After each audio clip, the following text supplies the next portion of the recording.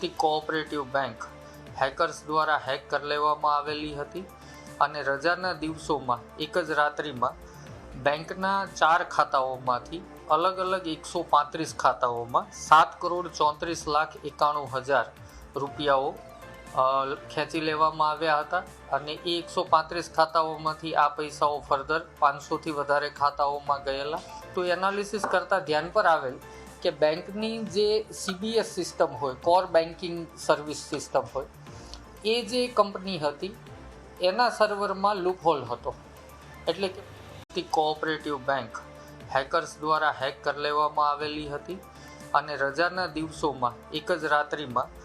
બેંકના 4 ખાતાઓમાંથી અલગ અલગ 135 ખાતાઓમાં 7,34,91,000 રૂપિયાઓ